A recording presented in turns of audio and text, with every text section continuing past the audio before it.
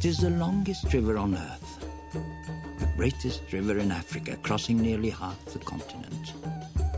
It is born of two rivers, the White Nile, which rises near Lake Victoria and heads north through Uganda, and the Blue Nile, which descends from the highlands of Ethiopia. They meet in the desert of Sudan, forming the main trunk of the Nile. By the time it drains into the Mediterranean Sea, its waters have journeyed more than 4,000 miles.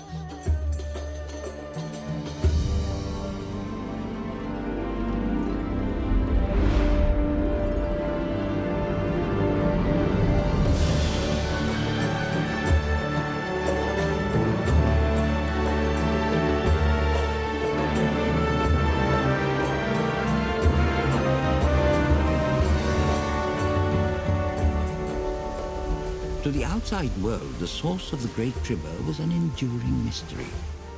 But to the ancient Egyptians, the source was clear. The Nile flowed from the realm of the gods. But what has the Nile to do with mummies and curses? Everything.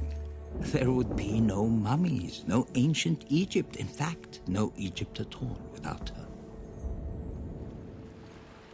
You see, Egypt without the Nile is a desert, suitable for camels and scorpions, but not great civilizations.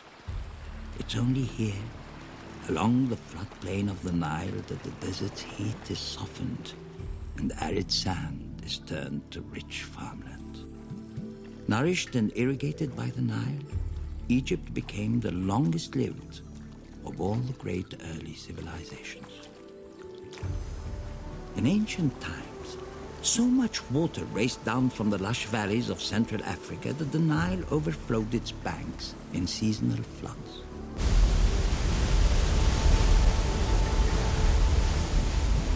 Mineral-rich silk was carried toward the desert of Egypt from lands upstream where wildlife flourished.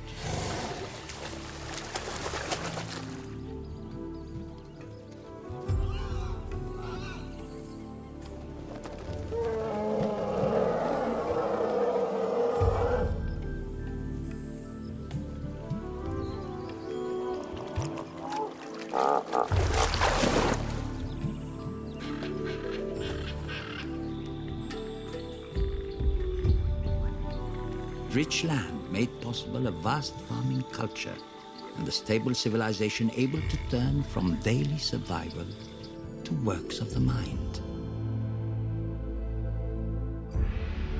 Science, mathematics, engineering, and astronomy.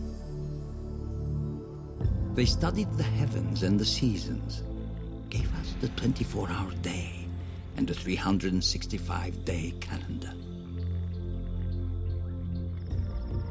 Egypt, an old saying goes, was the gift of the Nile. But the Egyptians believed there was one thing even mightier than the Nile: the sun. The god they called Ra, the god who created everything.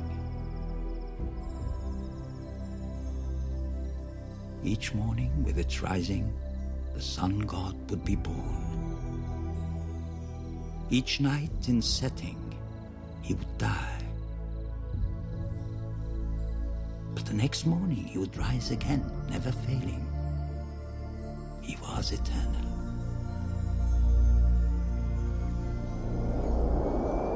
When a king died, it was believed that he became one with Ra. His son, the new pharaoh, became Horus, the falcon, the living god on earth.